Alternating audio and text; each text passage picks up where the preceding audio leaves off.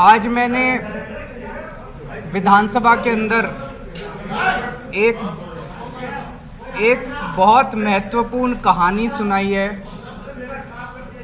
और मैं देख रहा था कि या तो सभी चैनलों को ऊपर से फ़ोन आया या सभी चैनल हिम्मत नहीं कर पाए। तो मैं और कुछ नया बोलने की बजाय आप सबसे निवेदन करूंगा, सभी आपके कैमरे के ज़रिए आपके एडिटर्स और मालिकों तक मेरी बात पहुंच रही होगी, थोड़ी सी हिम्मत दिखाइए और वो सारी स्पीच दिखा दीजिए। फ्रेश कुछ अभी बोलने की ज़रूरत नहीं है, उस कहानी में सारा लबोलाब आ गया। माननीय अध्यक्ष महोदय, आज मैं सदन को एक कहानी सुनाना चाहता हूं। कहानी का शीर्षक है चौथी पास राजा।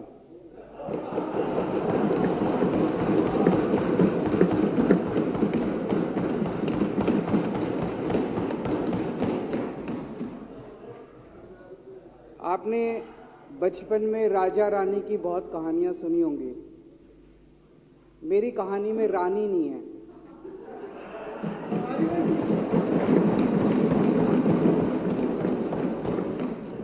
बस राजा है। ये कैसे राजा की कहानी है अध्यक्ष महोदय, जो अनपढ़ था, चौथी पास था,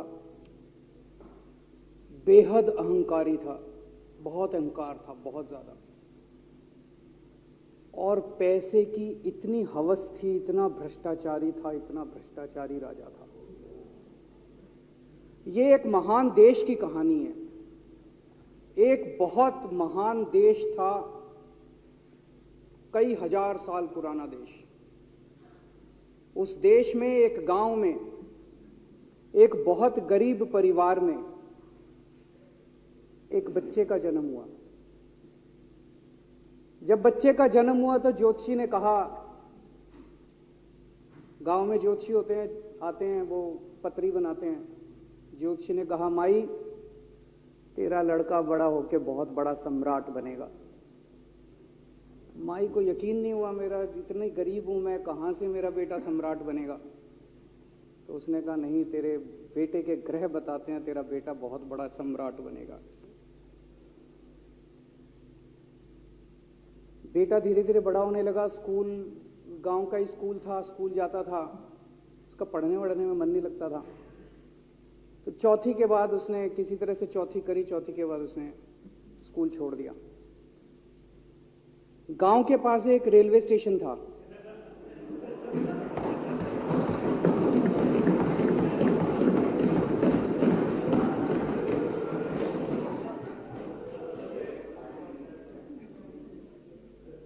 तो घर का खर्चा चलाने के लिए वो लड़का वहां स्टेशन पे चाय बेचता था। लड़के को भाषण देने का बड़ा शौक था। सारे गांव के लड़कों को इकट्ठा कर लेता, आसपास के गांव के भी इकट्ठा कर लेता, सामने वो खाट डाल लेता, उस पर चढ़ जाता और भाषण देता। धीरे धीरे आसपास के गांव के लड़के भी इकट्ठे हो गए। जिस भी चीज में भाषण देता, एक बार शुरू हो जाता तो बंद ही नहीं होता। अब ज्योतिषी ने कहा था, लड़का बड़ा हुआ, बड़ा होके एक दिन उस महान देश का वो राजा बन गया। पूरे देश में उसका नाम हो गया चौथी पास राजा। लोग उसको चौथी पास राजा कहते थे। अब उसे आता जाता कुछ था नहीं, पढ़ा लिखा था नहीं। अफसर आते, कुछ अंग्रेजी में चपर चपर करते, उसको समझ नहीं आता। अफसर जो मर्जी उससे साइन करा के ले जाते, जो मर्जी उससे साइन करा के ले जाते। अब वो कुछ पूछे अफसरों से तो उसे भी शर्म आती थी कि मैं पूछूंगा तो उनको लगेगा अनपढ़ आदमी है, पता चल जाएगा। तो उसके भी दिल में ये रहता था, यार मैं पूछूं ना पूछूं। पता नहीं किस किस चीज पे उसने चौथी पास राजा ने साइन कर दिए। फिर धीरे धीरे राजा को ये बुरा लगने लगा, यार ये मेरे को चौथी पास कहते हैं। तो उसने एक फर्जी डिग्री बनवा ली। कहीं से फर्जी डिग्री बना के ले आया एमए की, बोला मैं एमए हूं। तो लोगों को लगा यार ये तो ठीक नहीं है, ये तो फर्जी डिग्री हम बना के ले आया हमारा राजा। तो लोगों ने आरटीआई डाली, जो आरटीआई डालता उस पर 25,000 रुपये जुर्माना।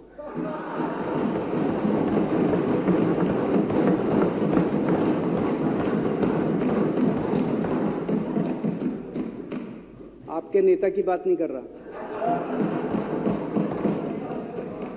आप लोग भी हंस सकते हो।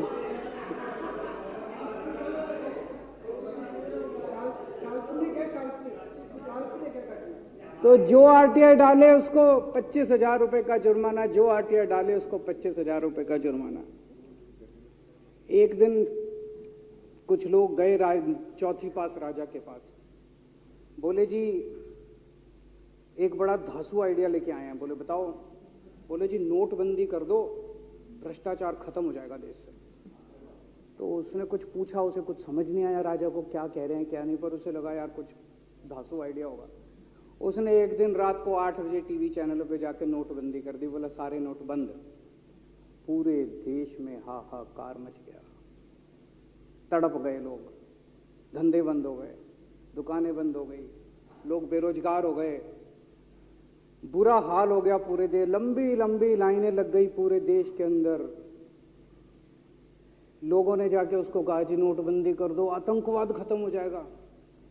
ना आतंकवाद खत्म हुआ, ना भ्रष्टाचार खत्म हुआ, देश बर्बाद हो गया। वो महान देश जिसका वो राजा बना था, वो देश 10 साल 15 साल 20 साल पीछे चला गया उस नोटबंदी से, उस चौथी पास राजा की वजह से। एक दिन कुछ लोग गए उस राजा के पास, बोले जी खेती खूब बड़ी हो जाएगी, ये किसानों के कानून पास कर दो। अब उसको कुछ अकल नहीं थी राजा को, अनपढ़ राजा था। उसने साइन कर दिए, 3 काले कानून पास हो गए किसानों के।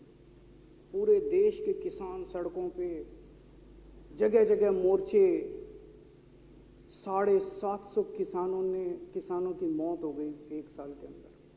अंत में राजा को वो कानून वापस लेने पड़े। धीरे धीरे देश की समस्याएं बढ़ती गई, क्योंकि राजा ऐरे गहरे। इससे पहले एक और राजा आया था, मोहम्मद बिन तुगलक। वो भी ऐसे ही करता था, कभी उसने देश की राजधानी बदल दी, कभी बोला मैं चमड़े के सिक्के बनाऊंगा। उसी तरह से ये था अनपढ़ राजा, कुछ भी कर देता था। अब राजा को एक दिन लगा यार मैं तो राजा बन गया, पता नहीं कितने दिन रहूंगा।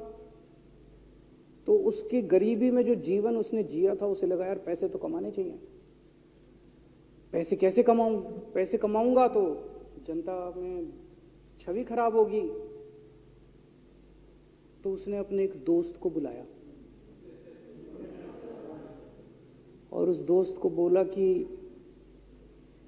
ऐसा करते हैं कि मैं तो राजा हूं, सारे सरकारी ठेके तेरे को दिलाऊंगा, सारी कंपनियां तेरे को दिलाऊंगा, सरकारी पैसा तेरे को दिलाऊंगा। नाम तेरा, पैसा मेरा। तेरे को पूरे उस पे 10% कमीशन तेरे को मिलेगा, सारा पैसा मेरा।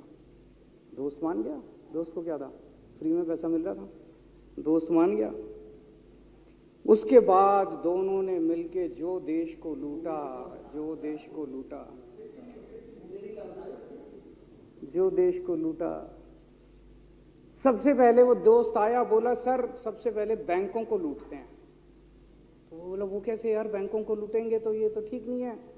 बोला नहीं ऐसे करते हैं, आप किसी बैंक के चेयरमैन को बुलाओ, उसको बोलो कि वो मेरे को लोन देगा।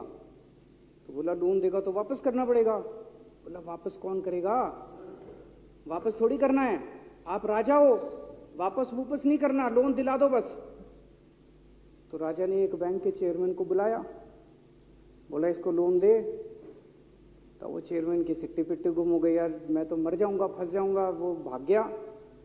तो फिर उन्होंने ढूंढ ढांड के एक ऐसा चेयरमैन चुना जो कि सरासर भ्रष्टाचारी, जिसके ऊपर 10 फाइलें खुली हुई, जिसके ऊपर 10 केस चल रहे, उसको बुलाया। बोला देख तेरे को चेयरमैन बना रहे हैं, अब तू 10,000 करोड़ रुपए दे दे इसको, नहीं तो तेरे को जेल भेजेंगे। जेल जाना है कि पैसे दे रहा है? उसने कहा माई बाप मैं जो कहोगे, जहां कहोगे साइन कर दूंगा। उसने 10,000 करोड़ रुपए का लोन उसके दोस्त को दे दिया। ऐसे करते करते लाख 2 लाख करोड़ रुपए इन्होंने बैंकों से लूट लिए। राजा ने, चौथी पास राजा ने और उसके दोस्त ने मिलकर 2-2.5 लाख करोड़ रुपए बैंकों से लूट लिए। अब बैंकों से पैसा लूटने के बाद उन्होंने देश को खरीदना चालू किया। सबसे पहले उन्होंने देश के एयरपोर्ट खरीदे, पहले 6 एयरपोर्ट खरीदे, फिर उन्होंने बिजली कंपनियां खरीदी, फिर उन्होंने बिजली के दाम बढ़ा दिए पूरे देश के अंदर, फिर उन्होंने सी पोर्ट खरीदने चालू कर दिए, फिर उन्होंने कोयले खदानें ले ली, फिर इन्होंने पुलिस को भेज भेज के जो लोगों की कंपनियां थी, प्राइवेट लोगों की कंपनियां, या बंदूक रख रख के उनकी कंपनियां छीन ली राजा ने और उसके दोस्त ने। हाहाकार मच गया पूरे देश के अंदर। इतनी महंगाई हो गई, इतनी महंगाई हो गई पूरे देश में। पहले गैस 400 रुपए सिलेंडर होती थी, चौथी पास राजा के आने के बाद 1100 रुपए सिलेंडर हो गई। पहले पेट्रोल 71 रुपए होता था, 97 रुपए हो गया। पहले डीजल 57 रुपए होता था, 90 रुपए लीटर हो गया। जब पेट्रोल के दाम बढ़ गए, डीजल के दाम बढ़ गए, तो सारी चीजों के दाम बढ़ गए देश के अंदर। हाहाकार मच गया। सब चीजों पे इसने और इसके दोस्त ने कब्जा। दूध पहले 46 रुपए होता था, 66 रुपए लीटर हो गया। बच्चों को माएं दूध पिलाने लायक नहीं बची, घरों के अंदर छोटे छोटे बच्चों के दूध छीन लिए इसने राजा ने। सरसों का तेल 90 रुपए लीटर होता था, 214 रुपए हो गया। बताओ, धीरे धीरे पूरे देश में हाहाकार मच गया। लोग अब राजा के खिलाफ आवाज उठाने लगे, लोग उसके खिलाफ बोलने लगे। तो राजा ने कह दिया, जो मेरे खिलाफ बोलेगा पकड़ के जेल में डालो। एक के बाद एक राजा ने लोगों को पकड़ पकड़ के जेल में डालना शुरू कर दिया। किसी ने राजा का कार्टून बना लिया, उसको भी जेल में डाल दिया। किसी ने राजा का नाम गलत ले दिया, उसको भी जेल में डाल दिया। किसी टीवी चैनल वाले ने राजा के खिलाफ लिख दिया, उसको भी पकड़ के जेल में डाल दिया। किसी जज ने राजा के खिलाफ कोई ऑर्डर कर दिया, उसको भी पकड़ के जेल में डाल दिया। ना जजों को छोड़ा, ना पत्रकारों को छोड़ा, ना मीडिया को छोड़ा, ना व्यापारियों को छोड़ा, ना उद्योगपतियों को, किसी को नहीं छोड़ा। राजा ने पकड़ पकड़ के उसने चौथी पास राजा ने सबको जेल में डालना चालू कर दिया। एक महान देश कहां से कहां पहुंच गया। उसी देश के अंदर एक छोटा सा राज्य था, उस राज्य का एक मुख्यमंत्री था।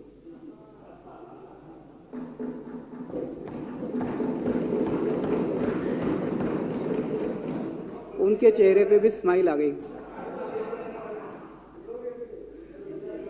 उनके चेहरे पे भी उम्मीद की किरण छा गई। वो मुख्यमंत्री अपने लोगों का खूब ख्याल रखता था। वो मुख्यमंत्री कट्टर ईमानदार था। वो मुख्यमंत्री कट्टर देशभक्त था। वो मुख्यमंत्री पढ़ा लिखा था।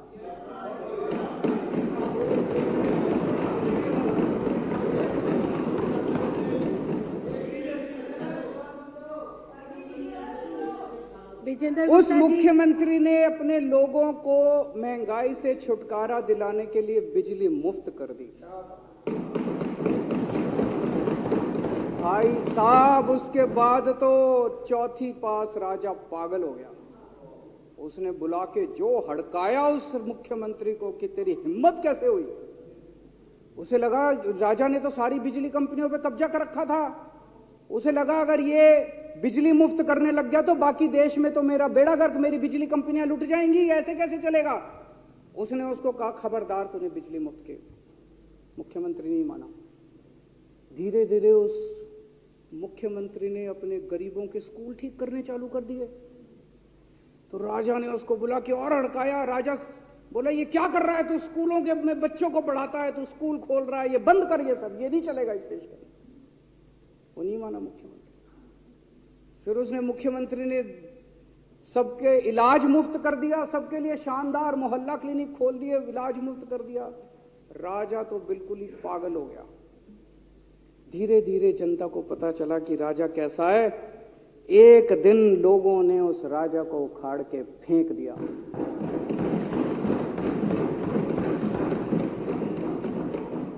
और लोगों ने एक किसी ईमानदार और देशभक्त आदमी को वहां बिठा दिया और उनकी सरकार आ गई। और उसके बाद देश से महंगाई खत्म हुई और देश रात दूनी चौगुनी तरक्की करने लगा।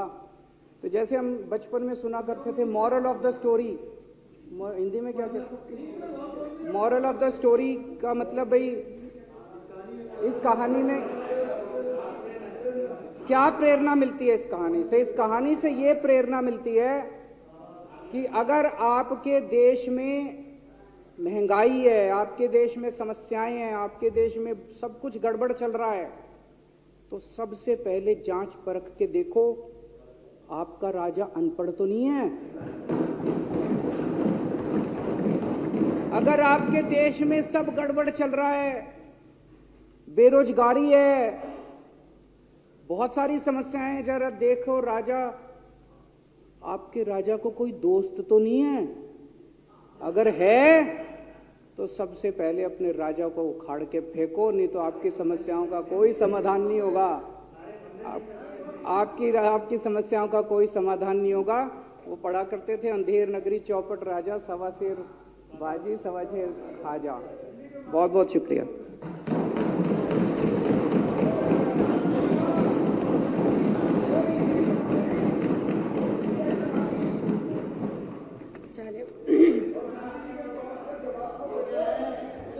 संकल्प पारित करना। अब श्री दिलीप पांडे माननीय मुख्य सचेतक द्वारा